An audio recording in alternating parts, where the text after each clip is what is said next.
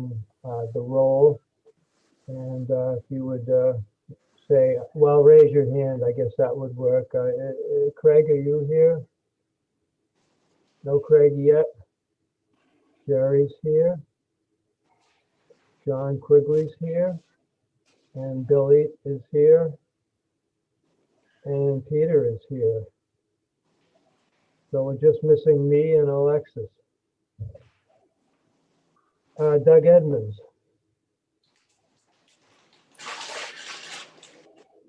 And Phil.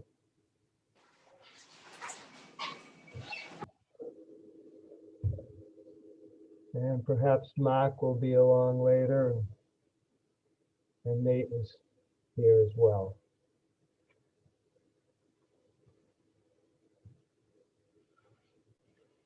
First order of business is to review the minutes from December. Was everyone able to download the link and make a copy? Yes. Good.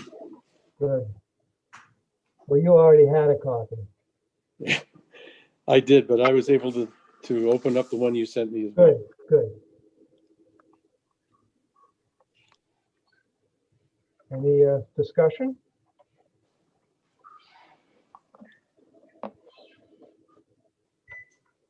Well, would anyone start a vote off to approve? I'll move to approve the minutes. Second. Anybody opposed? Okay. Unanimously approved, as we do have a quorum.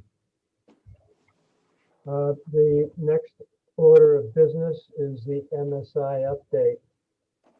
And Phil, I would ask your competency to do that one. Hi, everybody. And Hi, Phil. real good to see you, Jerry, as well as everybody else. We've talked about the MSI many times, and last month I gave a fairly lengthy update, so I'm not going to repeat all that stuff. There was a meeting this past Friday, January 15th. It was the second meeting of the MSI Strategic Plan Work Group. I strongly recommend that people go to the Mass Shellfish Initiative website. They have all the documents on there. They're taping all the meetings. I don't know if this one's on there yet, but it certainly would be in a few days. Before the last meeting, I sent out the outline of the strategic plan, which is basically it's a grid with a bunch of boxes with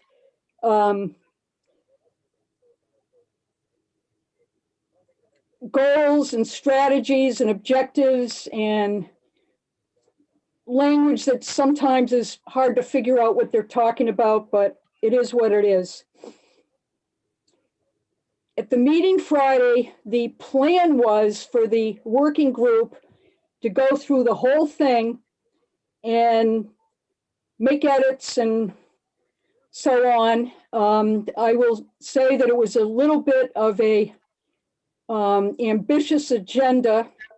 We didn't even start going through the document till after about 40 minutes because there was so much discussion about process and so on. Some people had not submitted documents.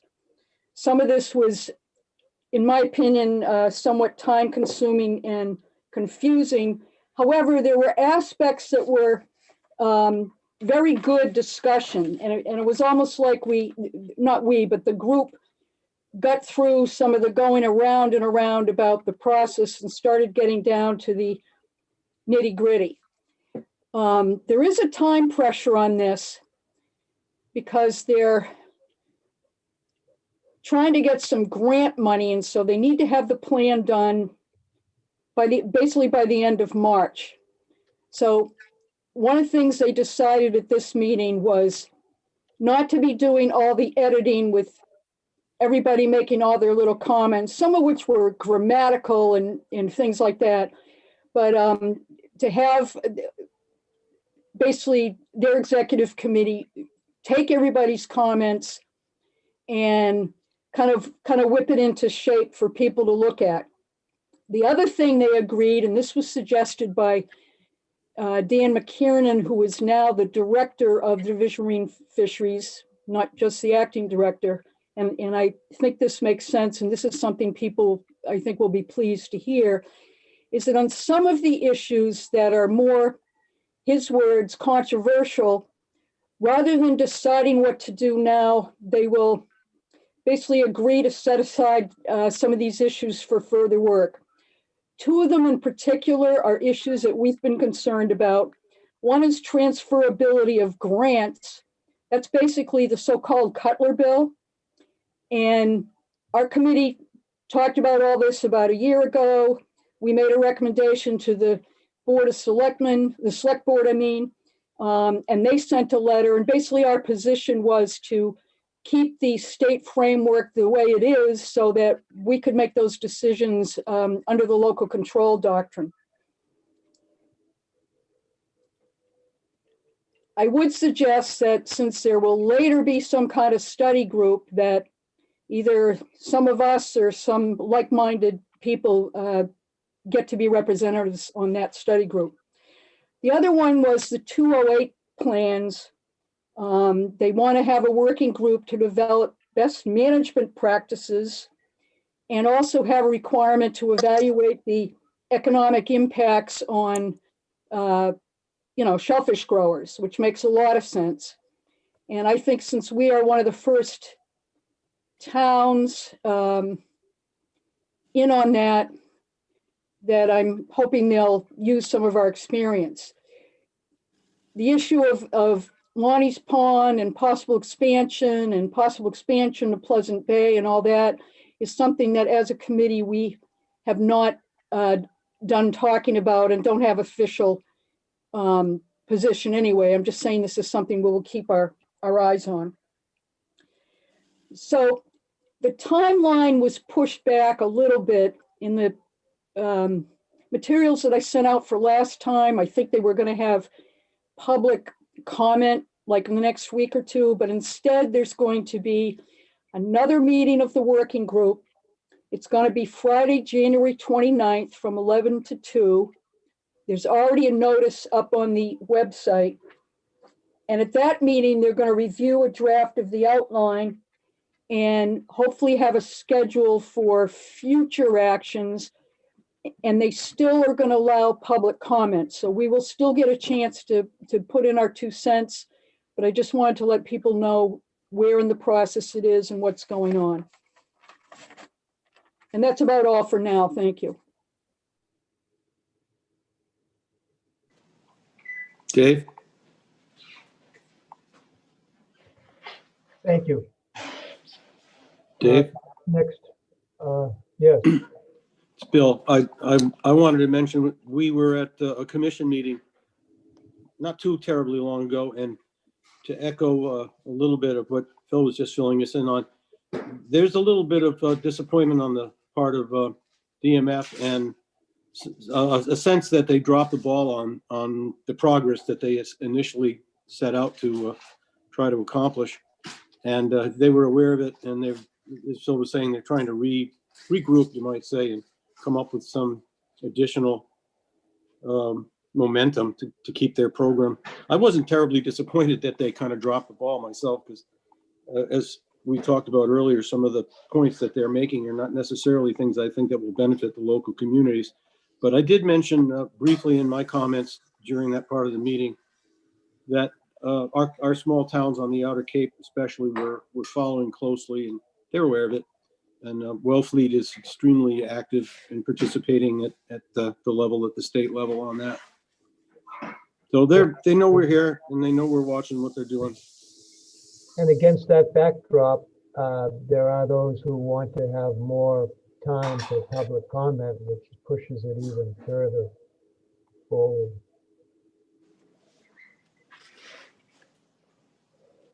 Let me ask, let me see if there's any, are there any attendees? We have Walter North as an attendee. Does anyone else wish to comment on our panel, a member of the committee about the MSI? Okay, well, we'll move on. The next item is a potential fertilizer bylaw. And I would ask John Quigley to comment on it. I think it's something that we know is a big problem. Most of us cringe when we go by these houses with these beautiful lawns, and we know what they're putting on to make them that beautiful. So with that said, John, unmute you. There you go. You're muted, John. John, unmute.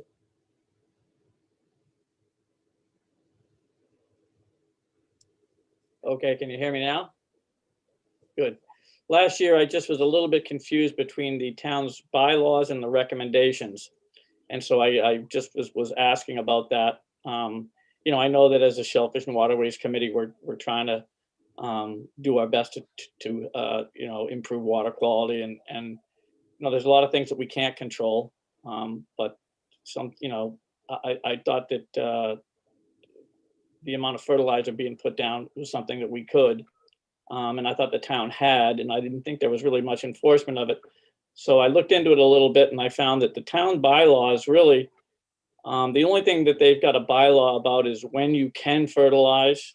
It's October 16th to April 14th, you cannot put down fertilizer. And then they've made recommendations. Those recommendations are what no one's really paying much attention to. And you know, it is a tricky thing. People have mentioned that, you know, they don't really want to be told by the town whether or not they can put fertilizer down on their lawn. And I get that. People own their property, and you know, they don't want to, you know, they don't want to turn this into a communist state. But at the same time, when their actions are having negative impacts on our water quality, if they are in fact having negative impacts, I think it's something that the town needs to look at. And you're right, when you drive around some of the neighborhoods that are right on the water, the Mill Pond area is one in particular. You know, and you see the massive lawns, and you see the chem lawn trucks coming in there 3 to 4 times a year, each one.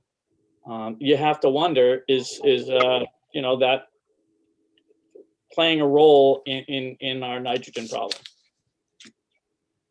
So I just thought it was something that the Shellfish and Waterways Committee ought to look at. You know, at first I thought it was an enforcement issue, but it's really not. We don't have bylaws in the town that stop that you're allowed to put as much nitrogen down basically as you want. Yeah. Who else might we work with on this in town? Conservation? Right now, the enforcement of it is it's enforced by the zoning enforcement officer in the town of Orleans. And really, reasonable revisions to the law so that they have a little more teeth. I mean, it might be people we would want to bring in to discuss it with, who perhaps been involved in addressing fertilizer already. right.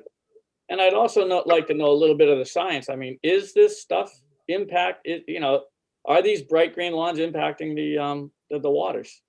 Yeah, I've heard it's only 15%, but that was, who knows, be a made up number. I don't know. You know, anybody else have any feeling on this? Yeah, Peter, unmute yourself. Yep, there you go. Yeah. Also, what type of fertilizer are they putting down? I mean, there's totally different types, you know. We can limit, you know, what kind of fertilizer people, you know, what's organic and what's not organic. Well, Into that. nitrogen could be considered Yeah. organic.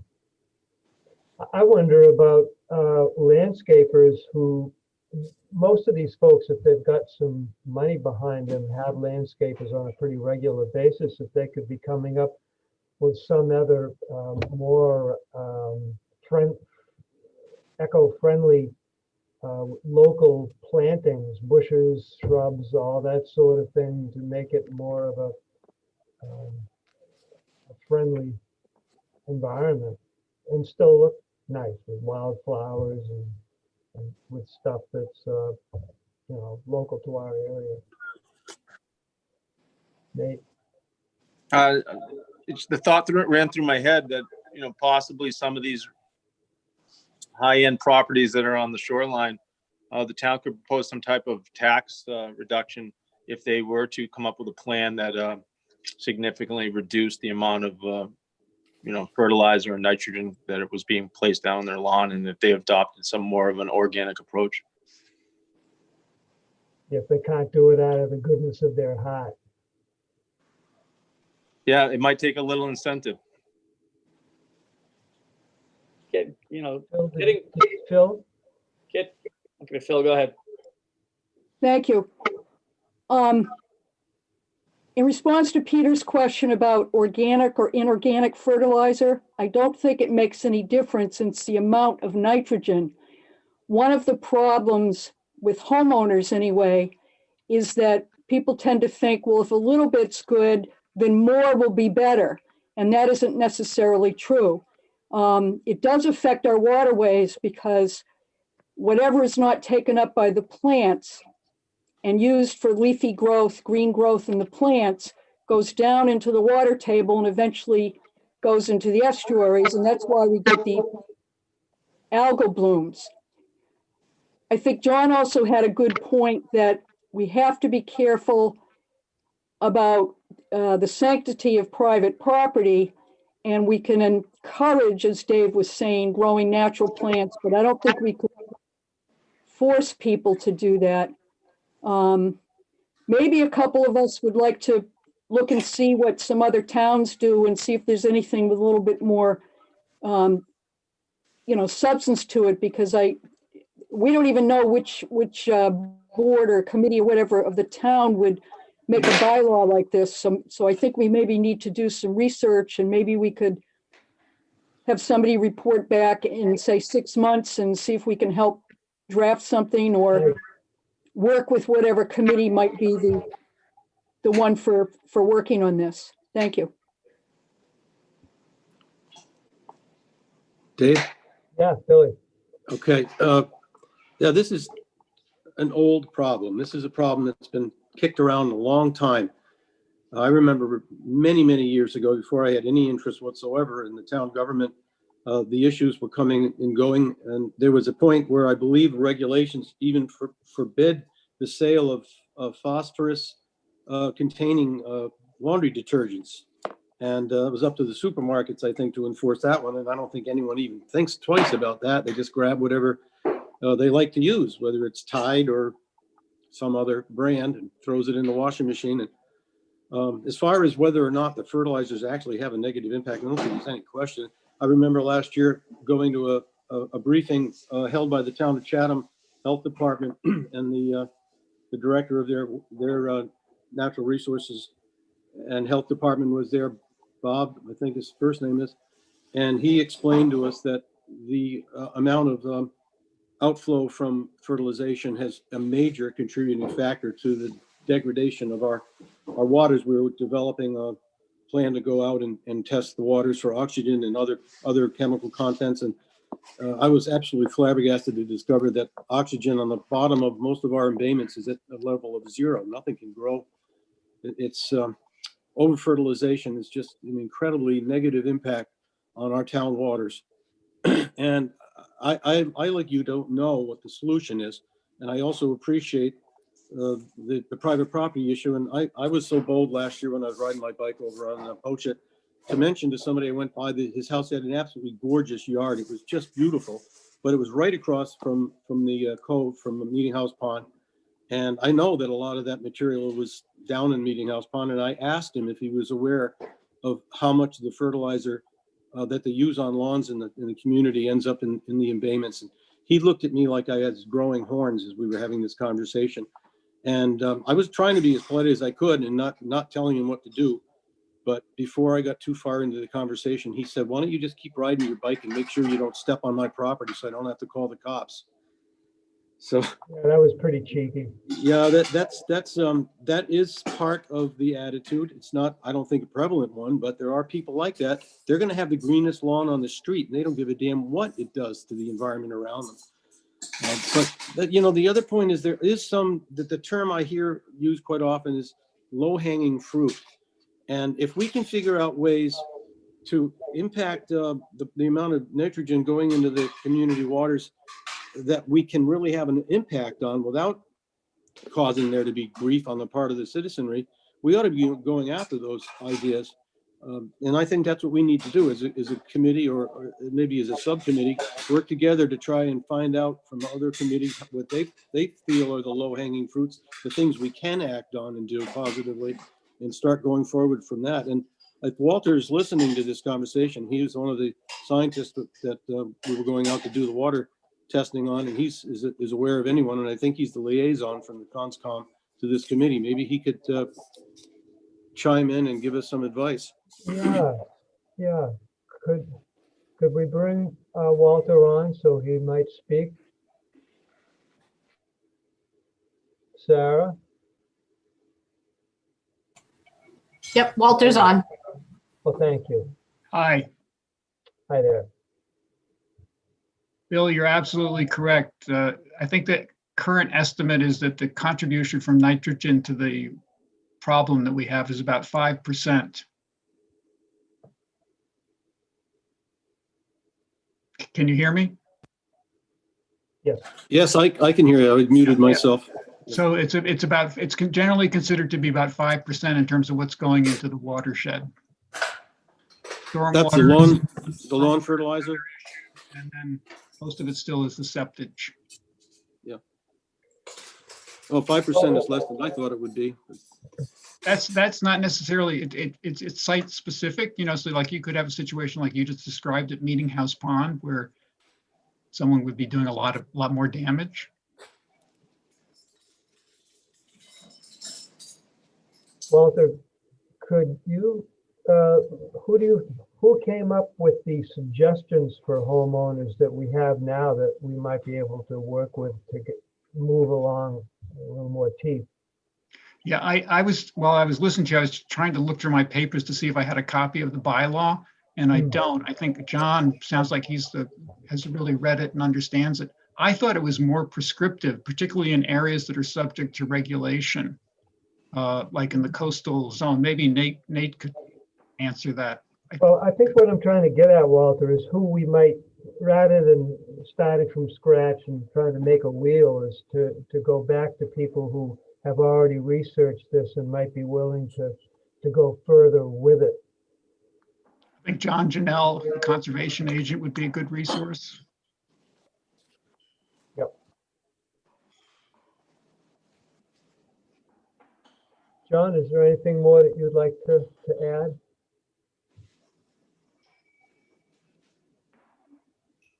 So I would like to ask that 5%, that's in the town watershed, like in the town's groundwater, or is that estimated in our waterways and terminal ponds? Question is to Walter. Yeah, well, I think the watershed, which is upland, is probably not experiencing that. So the wellhead areas are pretty well protected and probably aren't seeing that. But I do think the terminal ponds and waterways are seeing that flow coming in with the 5% load. 5% is a lot. That's I'm surprised at that, but I'm glad to hear that it's only 5%. It's just some of the areas, like right where we're growing oysters. To try to mitigate nitrogen.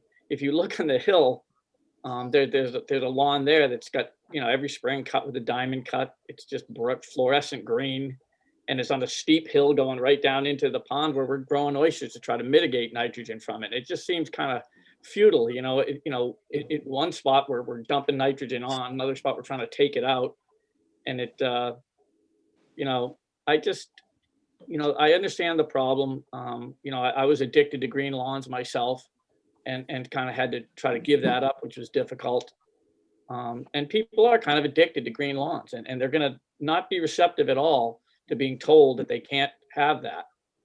And so I don't know how we can sort of try to persuade more people that you know, basically green is brown, green is bad, you know, and maybe just make some kind of impact. The laws that we have right now, that our laws are, you know, we restrict application of fertilizers 100 feet from the resource areas, which is probably wetlands, I take it, aquatic plants and whatnot. I don't think there's much enforcement of that because I know there's people all over the place that fertilize, you know, right up to wetlands.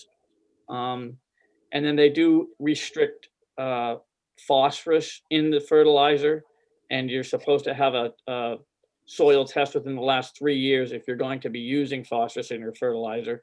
You know, I really haven't looked at what the Scott's, you know, 4-pack or, you know, the Agway 4-bag system contains, but my guess is that it does contain some phosphorus. So I'm just throwing it out there. You know, sometimes it does bother me, like Bill. You know, I drive by places and I just see, you know, super affluent people that have got phenomenally green lawns that are, you know, right on, you know, these areas that are changing right in front of our very eyes. I mean, with the green slime like all over the bottom of the mill pond and Grandview. I mean, that's the one I just can't help. Every time I drive in there and I see it, and I go down into the mill pond and I see that green slime all over the bottom, and I just wonder how much of that is being caused by fertilizers. But if it's only 5%, that makes me feel a lot better.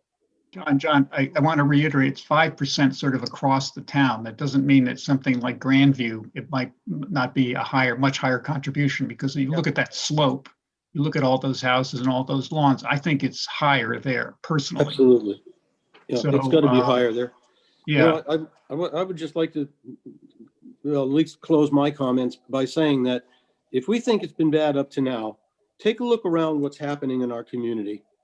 Take a look at the new houses that are being built and the size of these new houses, and every one of them has a watering system in it. And that increased watering is increased flow that's going to be carrying nutrients out of the soil and down the street and into the water column. So if we're where we are now with our green bottoms all over the bay and no oxygen, it's simply going to get worse. And I know that sooner or later, the community is going to be smelling the coastal waters instead of looking out at them and saying, my, how beautiful it is. They're going to start stinking. It's happened in other communities that are as well positioned as we are. And we'll be tackling this at one level or another in the next decade. Or we're going to be looking at very, very ugly waters that will have an odor that no one will want to have their $5 million 1-acre house and 10,000 square feet and 5 bathrooms or 10 bathrooms on. There's now more bathrooms in houses than there are bedrooms. Bill, do you think that we might ask the consensus of our group if they want to continue on with this? How would you like to proceed? I would like to proceed in a way that allows us to continue to do some in-depth study on this and make some recommendations to the board, to the select board.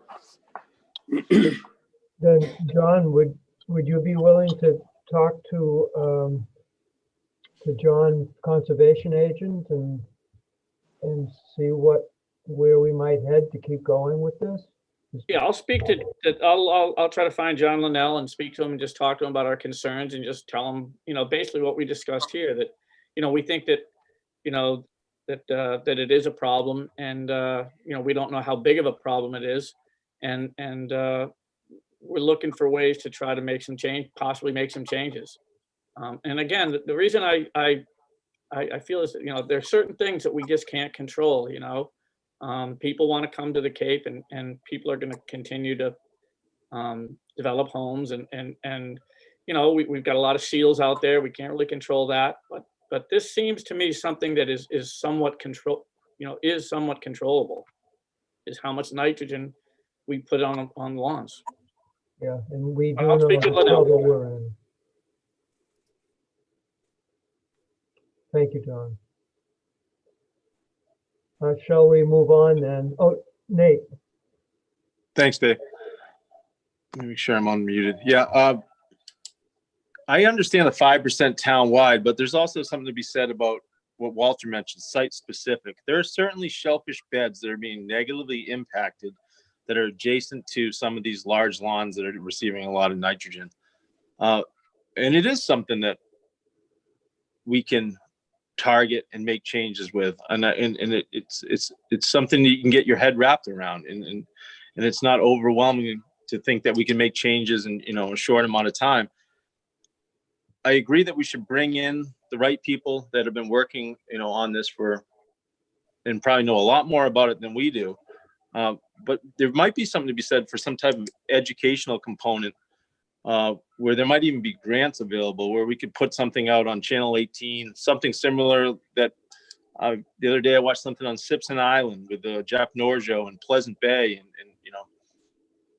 it really made an impact on me. And I think that rather than telling people what they have to do, maybe come from an education angle.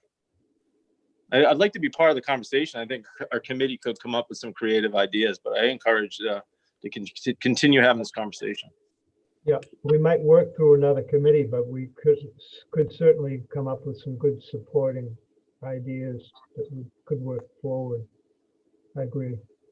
Yeah, that Jeff Norjo video was very, very good and should be observed by everybody on this committee. And that's on our website? I don't know. I didn't get it through our website. I got it. My wife got it by doing something. And I think you can get it from the Simpson Island Trust website. Okay. All right. excellent I'll do that. presentation. Hey, David. Pete, did you want to? Yeah. Also, I mean, why don't we ask, some local businesses that are involved and on these properties like Wilkinson and see what his concerns and like what he sees happening. I mean, he's on all these properties every day. And just kind of ask and see what he thinks. A guy like that actually, is involved with doing these plantings and new lawns and everything else. That thought occurred to me too. Yeah. Yeah. I think bringing somebody like him on board would really help open the conversation. And they're used to talking with homeowners in a way that gets them to want to get on board, I'm sure, because Right. it signals to them. Right. And he can give some alternative, options, because he knows the science behind all the plantings and stuff, a lot more than we do. Yep. But I'm on board, I like to move forward with that. It'd be great.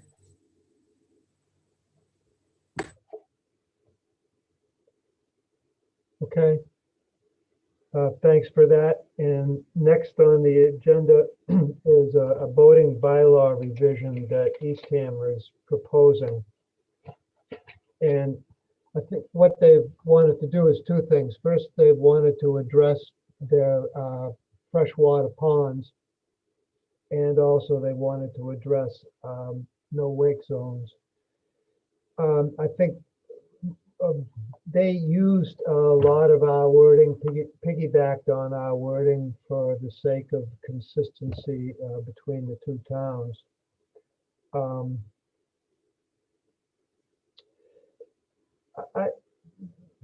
When they address no wake zones, the difference between their bylaw and ours is that we list a bunch of mooring fields where that are no wake zones. And what Eastham, I haven't talked to anybody there, but what I'm assuming they chose to do was, instead of having a list of these mooring fields, they added to all the areas or all the conditions in which we forbid wakes, they added moored vessels, which kind of takes care of the whole issue of speeding by moorings. And I did like that. They also added language to the effect that the harbor master could modify the zones, the no wake zones, at his discretion, subject to approval by the harbor master and a 2-week waiting period. Nate, would you care to comment on that? Yeah, Dave, I met with Scott Richards, the harbor master in Eastham, Oh, end of last week. Really he was bouncing the proposed revisions off of me, and we were trying to get on the same page. As you well know, I mean, we proposed to adjust the no wake zone in the river, and it was a fairly contentious discussion that lasted a significant amount of time. And they're going to be dealing with the same thing with Cable Creek. I think that's probably the bulk of what they're bringing forward for this waterway, for the boating bylaw in Eastham, is that they had done some type of pilot project to see how it would go, similar to what we did in the river. And now they would like to formally adopt that in the bylaw. But I mean, and it's out for public comment during this time. But it goes back to the similar what we dealt with in the river. It's the power boaters versus the other user groups, sailboats, kayakers. Cable Creek's a narrow channel. There's a significant amount of kayaking and stand-up paddle boards in there, but there's also people that are, using that as the main channel to get out to the inlet and to also get to their commercial aquaculture grants, to get to their fishing boats. The argument that, the commercial fishermen prefer to be planed up. So in order to do that, they need to be underway at a good amount of speed. And I just would like to acknowledge the fact that it is out for public comment right now. So it is the proper time to go on the Eastham website, Town of Eastham's website, and look at those proposals and provide input if people have it. But I also think that's an important part of the process, and I don't want to,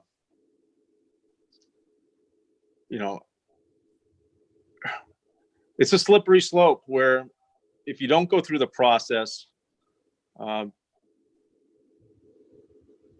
you might end up with adverse consequences that you didn't expect. And as much as torturous as it can be sometimes to go through that long process, I think that it's important as well. could you remind me, I know we had a lot of resistance from a particular person with a business, but there was a lot of resistance from from fishermen as well. Absolutely, and also from one of the larger marinas in Pleasant Bay. Yep. There's multiple user groups that all have a different opinion of what's appropriate, and historically, what has been in place might not be suitable for what we're witnessing, today. But it's important to have the conversation, and I think I'm learning more as I go that, the process is important, and rather than to, you don't want to be changing things without hearing every side of the story. I get your point. Yeah. Yep. Yeah. More to come.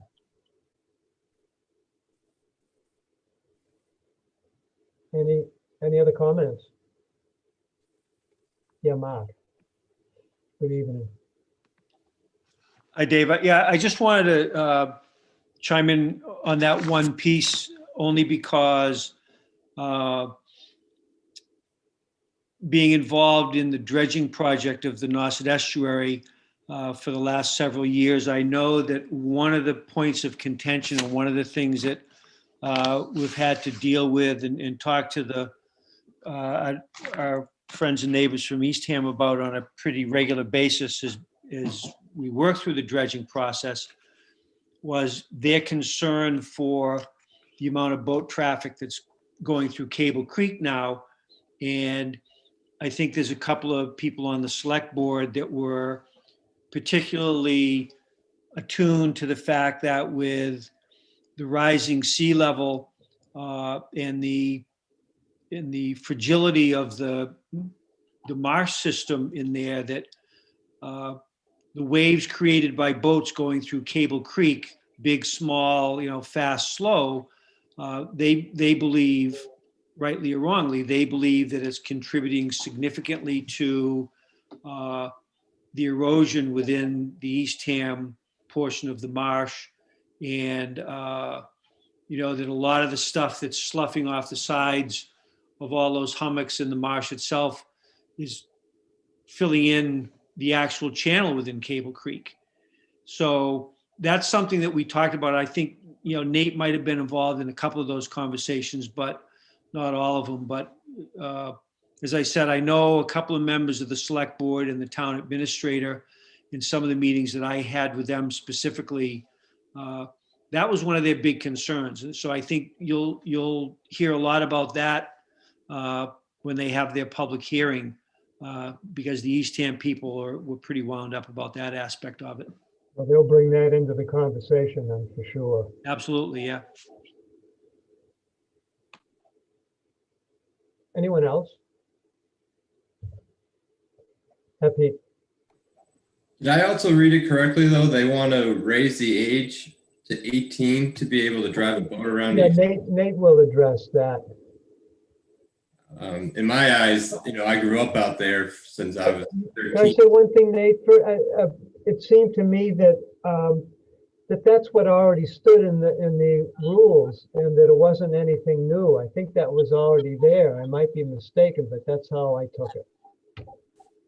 Yeah, Dave, you would be right on that. I think that was just an oversight possibly of addressing, the concerns that they have had of recent, but of some old language that needed to be updated. I did send that over to Eastham to let them know that they were being more restrictive than the actual state boating regulation.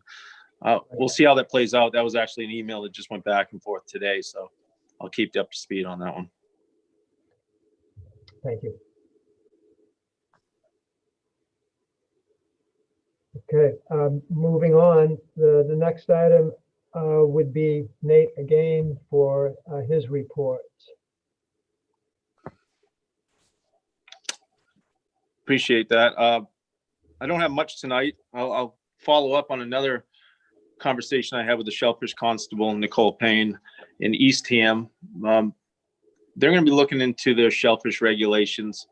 As you well know, that we revised our shellfish regulations not too long ago.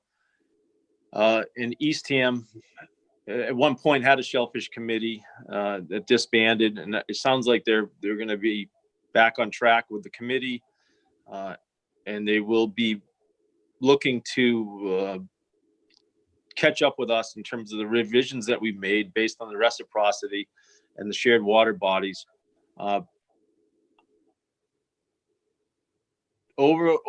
Since we put the cohog limit in place, the revised cohog limit, which is 2 bushels of cohogs commercially, and if you'd like an additional 2 bushels of cohogs, they have to be 3 inches or greater, and basically based on a 3-inch ring. So they can't pass through a 3-inch ring if you want additional 2 bushels. There's been some back and forth with the commercial fishermen over the last season, and we've received input from them and recommendations. And what we recommended to the fishermen is that they bring those comments forward to Eastham, who will be doing something similar to the process that we did when we came up with our proposed regulation, which we adopted. And if there is a difference in recommendation at this point, after we have a season under our belt, we would take their recommendation and review it at the committee level to see if that Orleans would like to go in a different direction from what we had adopted. Nicole seemed to think that they might be interested in looking to reducing that size to 2 3/4 inches. And she relayed that to me today, and I said that I didn't think it was off the table, that Orleans would certainly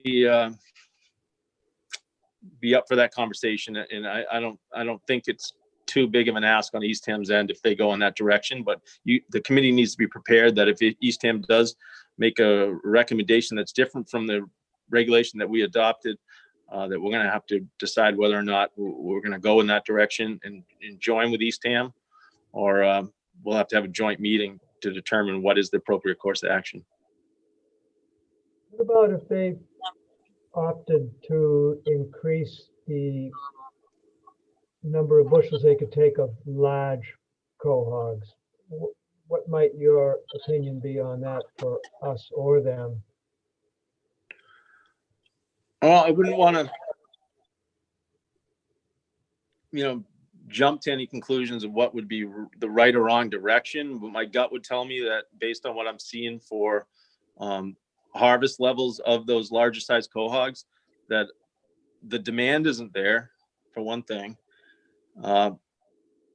And also it would have to be science based in terms of, why we were making such a drastic change to the regulation for harvest level. And I would want some pretty good information in front of me to justify that. We have looked into it, and for what is available from folks like Josh Reitzma and Dale Levitt, we're seeing science that tells us that these larger size cohogs are in fact very productive in providing spat and recruitment to the wild set. So no rash, I don't want to do anything drastic without science behind it. But if there isn't the demand, there's been a long time argument that the larger chowders are taking up bottom and choking out the bottom and not providing anything back to the wild set. And based on the little bit of research we've done with the experts around here, that is in fact not true. So I think we're going to have to do a little more work before we start making decisions like that. I'm glad you put that on the table. Thank you. Dave, the herring run, we've been going back and forth with Brad Chase on the upcoming season. We need to make some decisions sooner than later. The herring will be here before you know it.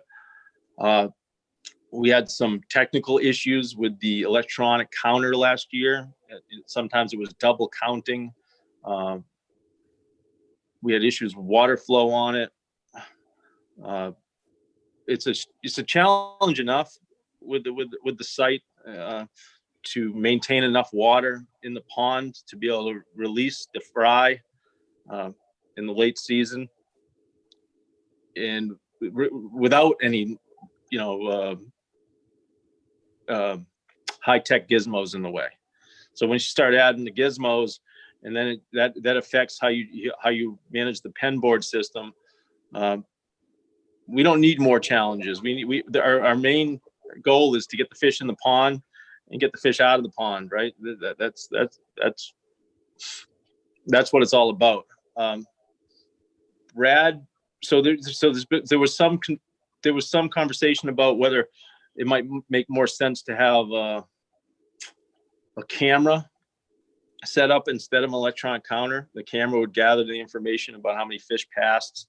It would take some volunteers to gather the data from the camera to basically tabulate the information, which is a lot of work because it's 24 hours a day cameras running for the period of time that the herring are running.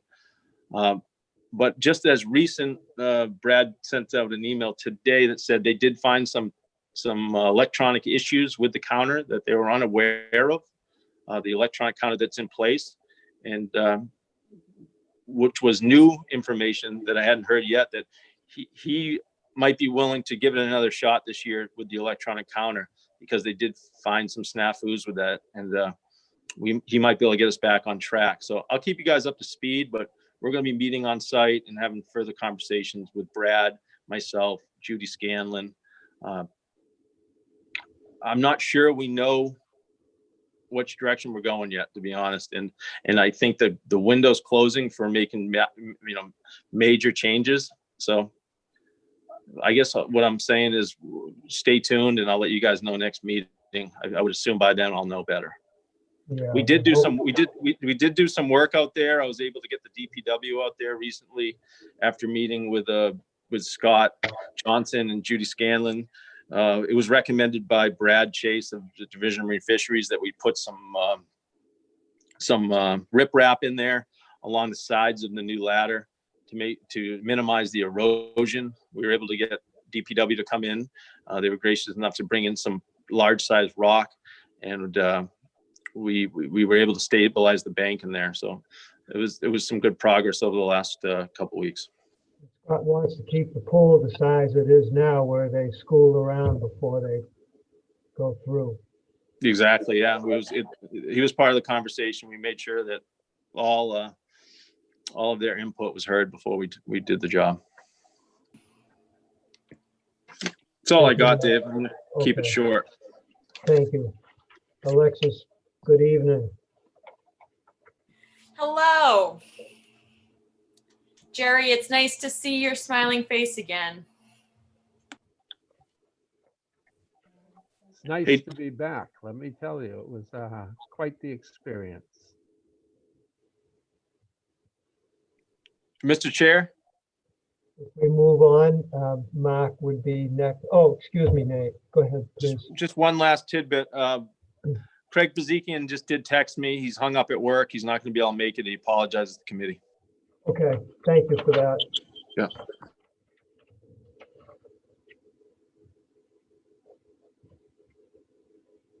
I've got a blank screen. Does anyone else have that difficulty? Looks okay from here. You're on, Dave. Oh, maybe oh, okay, I just got to move my mouse around. I'm sorry. Mark, Hi, Dave.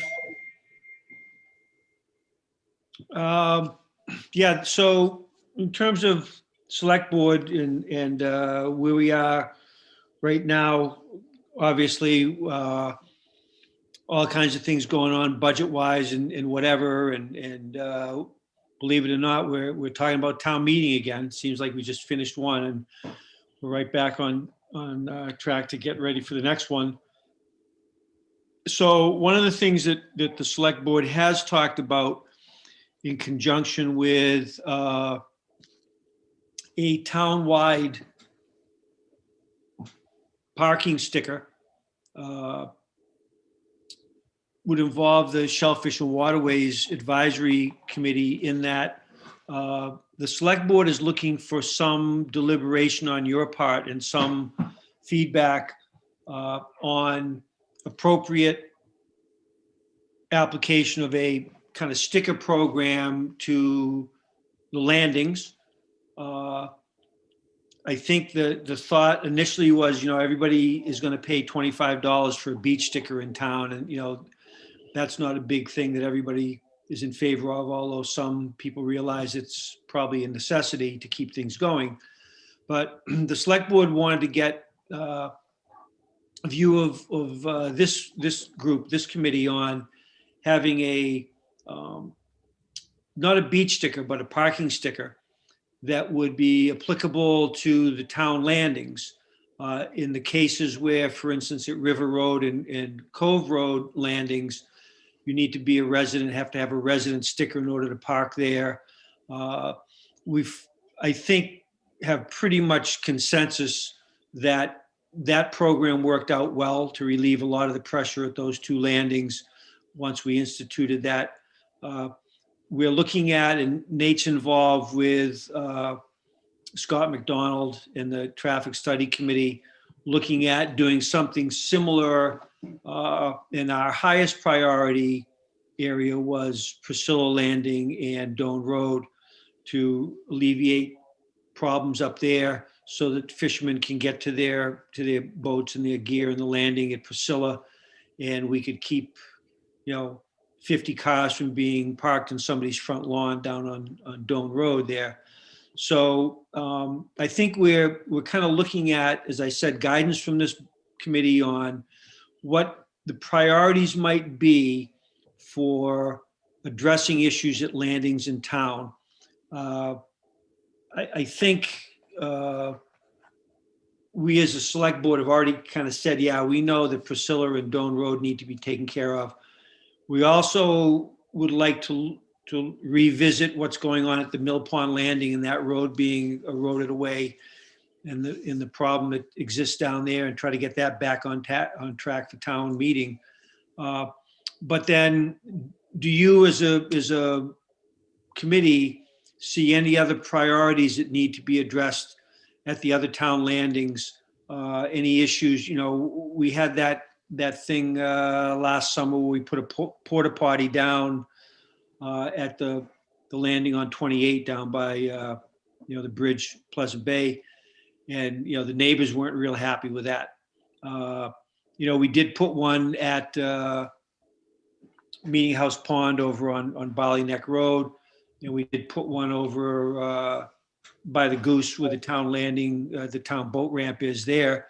But that's one of those things in the discussions with the select board. We kind of said, oh, we jumped at something that appeared to be a problem, and then we had to go back and re-examine it and see that for every action there's an equal and opposite reaction, and the reaction might not have been a good one. I agree. So I kind of put it to my fellow board members that maybe we should ask the people that are dealing with the landings most of the time in the town what their opinions are and what they think should be the priorities and where we should be going. So I think what we were looking for is not some sweeping big list of everything that needs to be done at every landing in town, but just 2 or 3 things at most to supplement what we've already identified as the issue at Priscilla and the issue at Mill Pond. So if there's a couple of other landings in town that this committee feels need to be addressed, and if there's some specific recommendations you could make to the select board, we would certainly appreciate it, and that's what we're looking for. I'm going to bring up one before Pete, and that is Pawa, because of our parking problems there. I guess it's known as Port Nimicut, but I've known it as Pawa. That's a big issue there, so that's one. Peter. Yes, would the parking up by the town hall be a sticker parking too? That hasn't been determined yet, Pete. I think that's one of those things where Nate might have had some conversation with the chief about that already. I don't know, but that's certainly something that could be on the table. That's why we're asking, you as a committee, because I just think we're losing town revenue there. There's a lot of parking. It's pretty busy. Yeah. So, certainly that's something that could be on the table. Right. I mean, all other towns are collecting for every boat and trailer. Yeah. Why shouldn't we? You think, Mark, that it would be possible for you to have somebody write up some background on this for us, so it kind of gives us a starting place, so we're not spinning our wheels and going off in unnecessary directions? Sure. I think that's something that between the chief and Nate and myself, we can certainly do that, so that we're not covering the same ground 2 or 3 times over, or that we're not looking at places that we don't think we need to look at right now. So yeah, definitely. Kind of a more explicit charge or something. Yep, absolutely. Sure. Okay. And just as an aside, because you did mention the parking issues at Port Nimicut, and I know, and Alexis might want to kind of chime in on this too, because, there's been more discussion about what's going to happen with the house that's down there. And I think the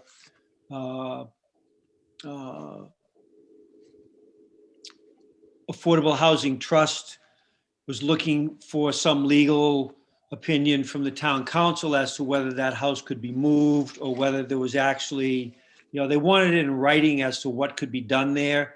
And they might have been dealing with that tonight, but certainly what happens with the house and that piece of land that's down at Port Inimicut would have a lot of bearing on what happens with the parking down there. Do you want, should I just say what they said? So I got the memorandum from Mike Ford from the town council, and just like what Mark said, they want the Affordable Housing Trust wanted to look at either occupying the building where it is and using it as an affordable unit, or moving it and to a different location, but with all of the restrictions because of CPC funding and all of that, which we know about because we experienced it. Basically, Mike Ford just said the exact same thing that he said in his letter in October of 2018. But the only interesting part was, if the Conservation Commission decides to proceed with a management plan that contemplates demolition of the house, then the Conservation Commission could permit the trust to the opportunity to move it. So what we're doing now is looking at moving the structure if it's available, if it's able to be moved. So I just wanted to report that to you because I know we have a vested interest in that property and location. From my experience around the building, and Nate, you could speak to this better than anybody, I'm not sure. I'm sure it would be very cost prohibitive to try and move it. So I don't know where the trust is going to go from there, but they got the same answer that Mike Ford gave us in terms of CPC funds.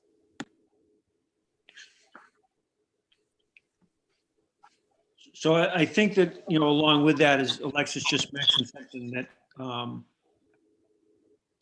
I had mentioned too is, I think we're still kind of waiting to see what the Conservation Commission is going to come up with for a management plan down there too, which has bearing on what happens at that landing. And I'm not sure where in the works the management plan is. I don't know if Nate might, looks like Nate knows. The next step would be, we're going to meet with the traffic study and Chief McDonald with John Janelle. John's going to bring some options for layout from the management plan, and from a traffic angle, and based on issues with parking down at the landing, we're going to come out of that meeting, which is at the end of the month, with our recommendation on which of those alternatives to move forward with. And some of them will involve additional parking spots in the location of where that house is presently. I haven't seen them yet, but those will be presented to us at the next meeting. And then there'll be a recommendation from Chief McDonald and myself on how to move forward to address parking at the landing. So Nate, if I could, is that predicated on the notion that the Conservation Commission is pretty much committed to getting that house out of there? I don't have, no, I'd be overstepping if I made that assumption, but they are definitely looking for our input on how to, solve the issues with parking and incorporate that in the long-term plan. Dave, may I make a comment? This is Walter North. Yep, please, Walter. Mark, I believe that Nate, there's a task force that has been set up under the aegis of the Conservation Commission. It drew in people from the community and others, and they are expected to make a report. And then there would be a public hearing and consideration of their recommendations. And they indicated last week, Ginny Farber is the head of that. She indicated that she thought that report would be ready by the end of February.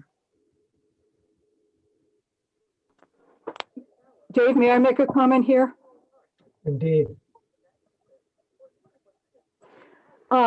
This is Phil, and I am the Shellfish Waterways representative to that force that Walter just referred to. The issue has not gone to CONSCOM yet. We have a meeting this Thursday, that's in 2 days, to go over the first draft of the report. As I've reported to this committee before, there was a vote 4-1 with me being the minority vote to either take down or remove the building. I've been focusing the last few meetings on parking and especially trying to preserve some parking for our fishermen down there. We've had site plans drawn with 3 different configurations for parking, and one of them included a couple of spots for boats with trailers. But I've been told more than once that Conscom land can only be used for the purposes of the land, which in this case is passive recreation. So no commercial fishing boats can, boats with trailers can park there. So it's not going to help some of the people that our committee is concerned about. So I think there's still an issue Oh, boy. parking down there. Phew, that's a biggie. Thank you. Thank you, I guess.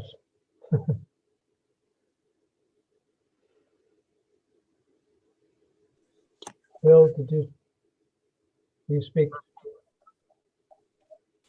No, I heard what Phil said, and in my mind was going around in circles again on this whole issue.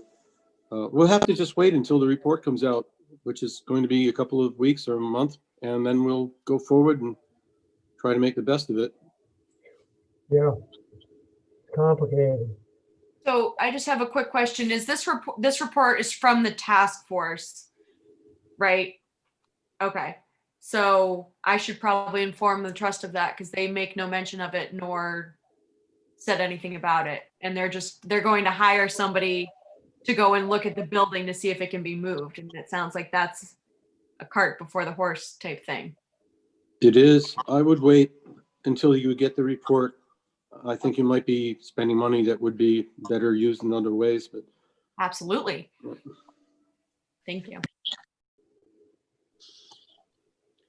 So I just want to say, as we kind of conclude the discussion on that particular thing, is that it's something that has come up with the select board in a couple of other areas. And I think it's just a matter of,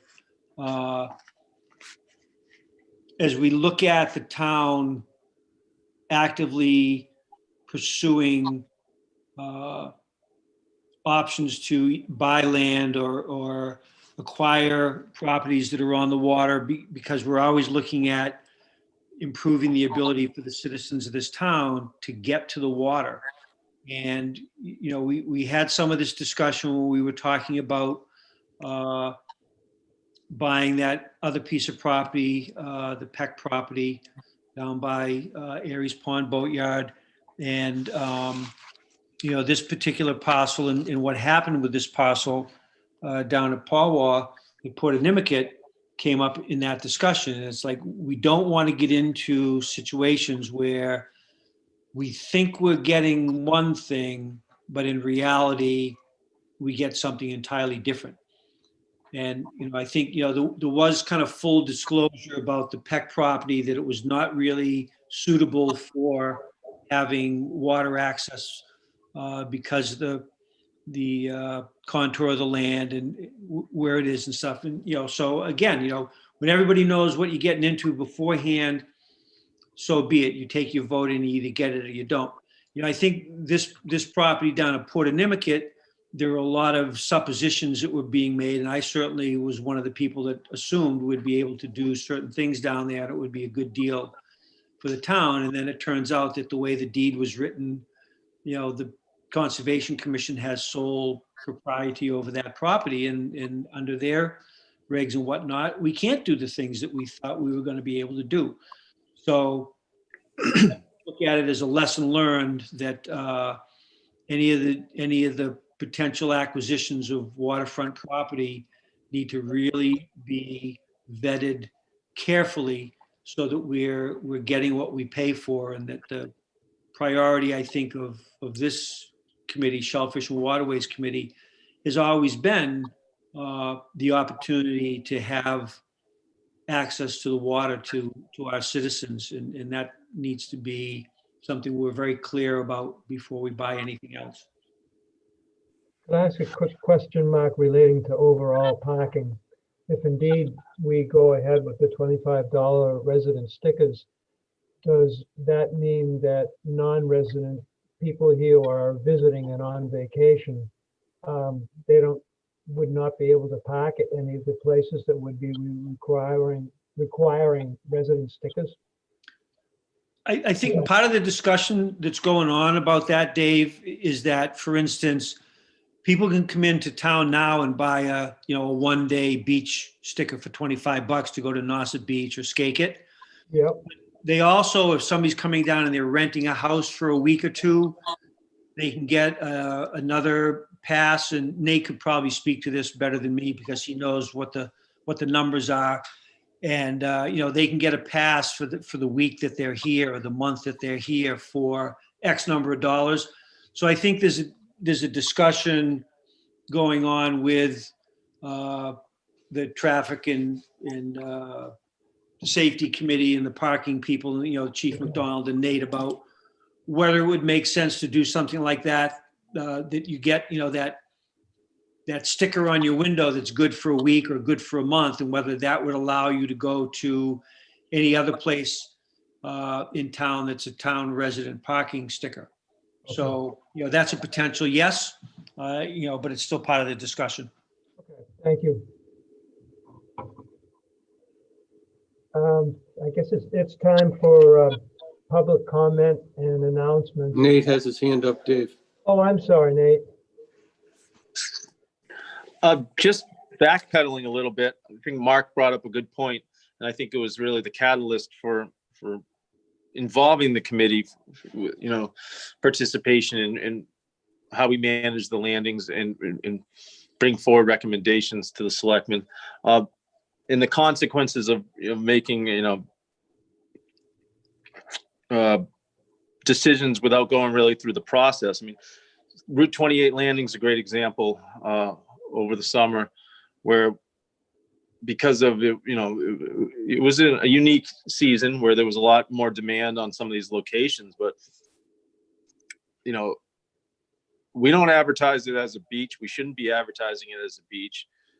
You put a porta potty there. We've never had issues with trash there.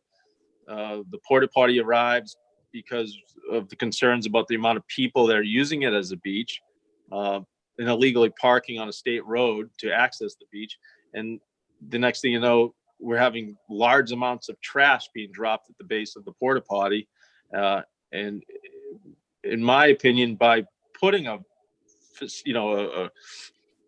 bathroom there, it's almost an invitation to tell people that we want you to come here and set up shop. Similar to Meeting House Pond, which we never had a porta potty, Goose Hummock. There's a lot of moving parts to some of these landings, but what we have to be careful about is where do we draw the line. And I think it's important for the committee to be part of these conversations. Are we going to continue to provide porta potties at these locations moving forward, which I wasn't budgeted to do so. It was more a reaction to what we were witnessing with the pandemic. But we want to iron out and have a conversation about what the possible long end consequences are, and who are we really providing these places for, these whether, because the next step is people are asking for trash receptacles. And I can tell you, and Dave Slack knows well, no matter how many trash receptacles you put, Rock Harbor is a perfect example of it, they will fill them up. So if you put one dumpster and that's not enough, you put a dumpster next to that dumpster will get filled up with trash and household trash.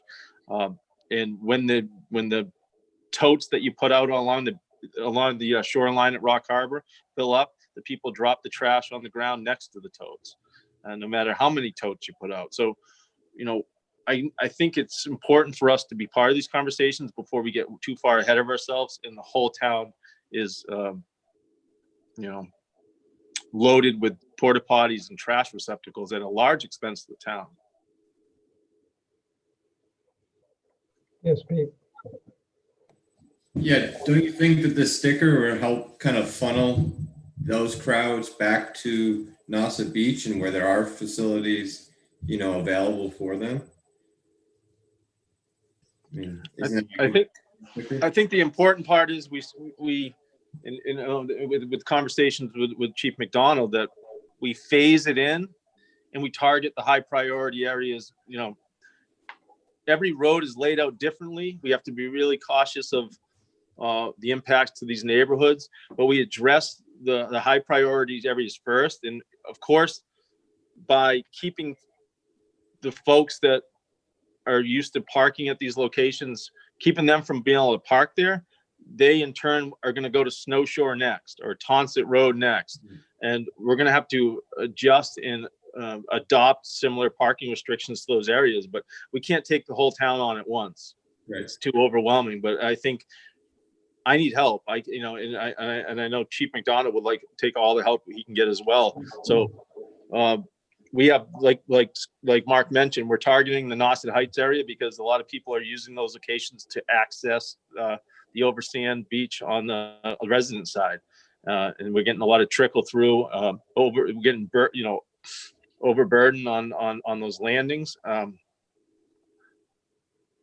Yeah, the committee needs to be part of this conversation as we move forward in terms of what the philosophy is of the town, and how we're accommodating visitors. I'm all for a $25 sticker. I think it actually should be more. Are you kidding me? We pay what, $20 to go see a movie. What about enforcement? How are we going to arrange that one? I don't think we want to have our Shellfish board deputies having to enforce that along with everything else.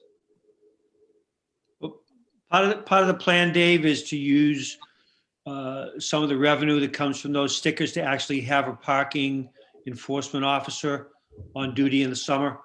A lot of the towns around us have something very similar. Eastham has somebody that goes around to all the little out of the way beaches and stuff along the bayside and actually tickets cars that don't have Eastham resident stickers on them.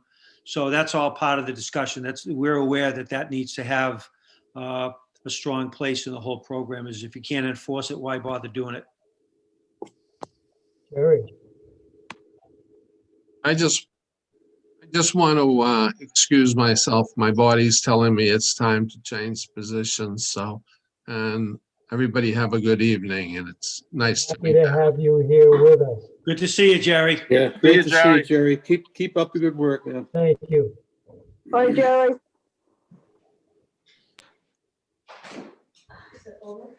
Nate.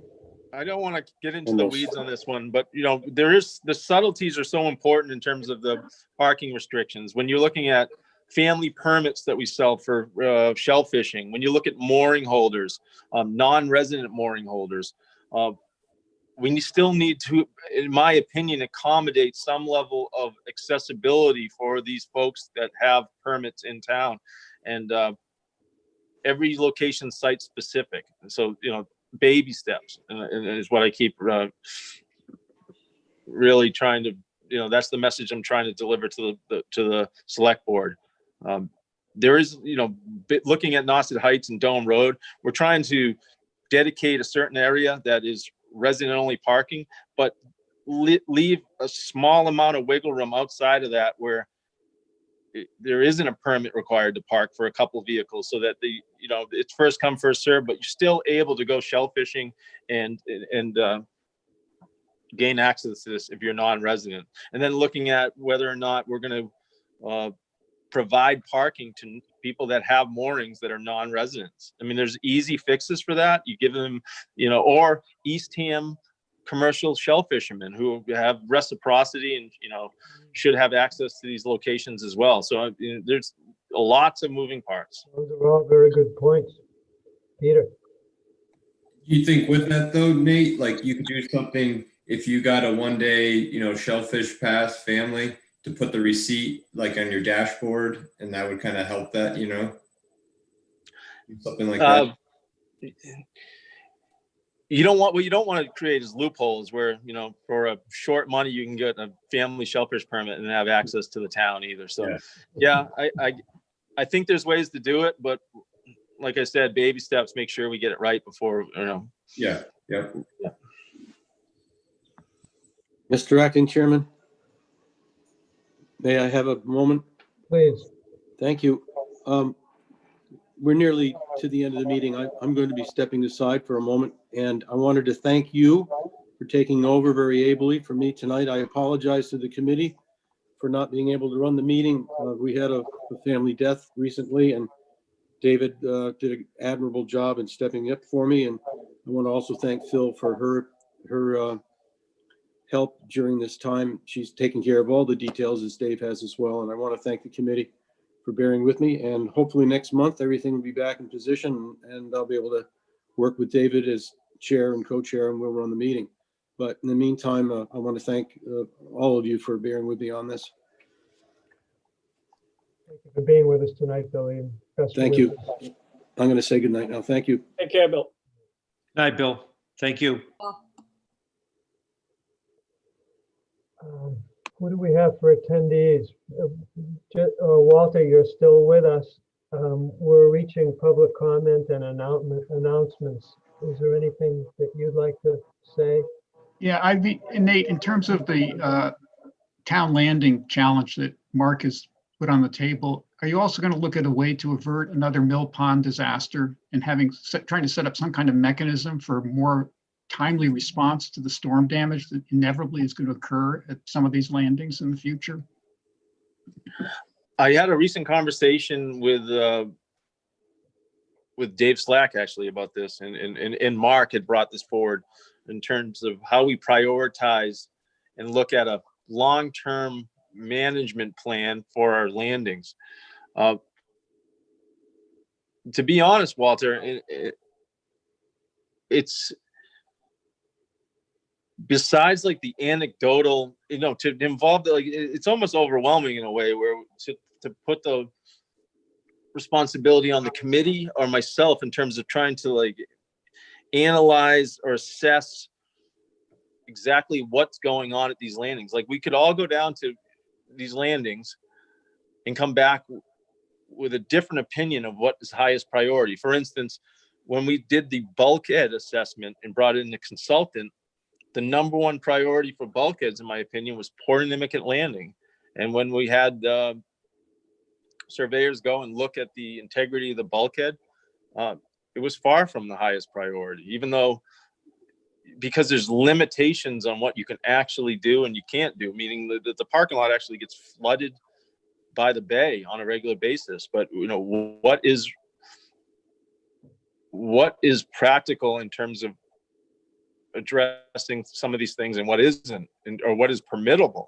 I'm having a hard time at staff level coming up with something that would be substantial enough for us as a town to lean on and base our decisions on about how we target the priorities, to be honest. And I know that I went out and got a quote from just an off the cuff quote from a consultant, and it was significant money, like $65,000, to give us like a short and long-term plan for, you know, a brief overview of all the landings. It was nicely packaged up, of course, but you can say what you want about consultants. I'm not, you know, an engineer. I think we could have addressed Mill Pond along, you know, but if you asked everybody in the room how to solve the problem at Mill Pond, there's a lot of ideas that are thrown around that simplify the issue in terms of, you know, all we needed to do was X, Y, and Z, which aren't necessarily permittable, you know, solutions. So I agree it needs to be done. I hear a lot of, I hear two sides of it. I hear people that have been living in town for a long time that say like, what do you mean? That's the way that landing looks. Like, it's always been a kind of a low key little spot. And what is the vision for the town? What do they want to see at these landings? Sometimes I feel overwhelmed with what the ask is. Yeah, David, if I could just chime in a little bit on that too. I think one of the things I've talked to Kevin Galligan about for future agenda item is to look at maybe applying for one of the coastal resiliency grants or something else that would be available to us. I think the state's really looking to help local towns deal with some of these problems, especially where if we can talk to them about this being a priority for our commercial shell fishermen and commercial fishermen, it's an economic relief type of thing. So there's potential grant money out there, which would allow us to bring in either consultants or a consulting group, or maybe some help from state agencies, but to work with the town and not in a little siloed way. I think one of the things that we need to do in this town and do better in this town is to have a joint meeting with parties that are involved in something. So certainly when we start talking about town landings, the Conservation Commission needs to be sitting in on that conversation, because as Nate just said, some of the fixes, the potential fixes for problems that are identified by this group or by our fishermen or citizens, have direct bearing on regulations and issues with the Conservation Commission. So I think that's why we need help, and that's why I'm looking to see if we can get some grant money, can get some help from consultants or whatnot, to bring all of the interested parties together to look at where we need to go with some of these places, to help prioritize them, to look at solutions. I think this committee, for instance, the Shellfish and Waterways, could help us prioritize where they see the problems right now. When it comes to solutions to those problems, I think that's where we need to have the combination of conservation as well as Shellfish and Waterways and the select board and whatever consultants we need to have. That's kind of what we're trying to do with the parking issue by having Chief McDonald and the traffic study committee involved with Nate, Shellfish and Waterways, the select board, and trying to get all of the parties that are involved into the planning process and coming up with viable solutions that, one little group can't do it on their own. Well, do you have a formal, excuse me, Mark, do you have a formal subcommittee made up of members of expertise in these other committees or departments? Is that what you've done, or would that be a possibility? So we've kind of done that for the, specifically as Nate was saying, we kind of prioritized the issue up at Priscilla Landing and the Heights area between, Nate and working with your committee, as, involved with your committee as he is, and the traffic study committee. So this is kind of like, again, as Nate said, baby steps of getting groups to work together to come up with a solution. So what I'm trying to do is I am trying to formalize that to some extent. Is in the select board, I think we've had some preliminary discussions about it, but we need to have more. We need to get it kind of going. We need to look at funding sources so that we can involve all the players in not only identifying the problems, but coming up with viable solutions to those problems. So it's a work in progress. It's like, as Nate said, the baby steps. It's a new direction that we're trying to go in, because as well as I do, we have all these committees that tend to overlap. When you look at all the groups and the small groups, and it's, there's overlap and they don't talk to each other. And we need to start putting together venues where they can talk to each other so that we can identify the problems and get solutions. Nate, Sparrowhawk Landing is a great example, right? So to some folks, that's a high priority situation. Going through the process and bringing in experts to look at how you address Sparrowhawk Landing, we ended up with a $250,000 price tag, which has been shelved because it seems to a lot of folks to be, exorbitant amount of money to address a dead end road that trickles down into a marsh, which is not used by a lot of folks. Yeah, but there's only so many ways to fix it, right? There's not that you need to. There's a process. You go through Conservation Commission. It's the same thing that happened at Mill Pond, where even with our committee, members of our committee, it's like that sounds like it's way more expensive than it needs to be. I think we need to be more part of the process so we can support the priority locations and address them and be not out of the loop as how to we got to be making these proposals to the town for spending this money. Because Mill Pond, there's only so many ways to fix it. And I know that we went back and forth with Conscom to come up with a solution because it involves a road, an asphalt road, a coastal bank. There isn't simplistic ways to fix some of these, scenarios. And I think it's important at a minimum for the committee to be looped in and educated, and I'll try to take more of a leading role in that.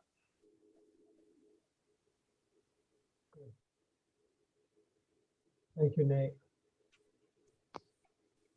Any other comments?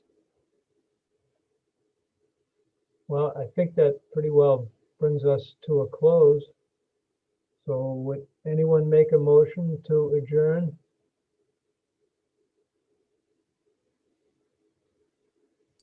I'll make a motion to adjourn. In a second, I'll second. and all enthused? All right. Well, I think we've done it for tonight. And thank you. It's good to see everybody, even if it's on a screen. So Thank you, David. Good job, man.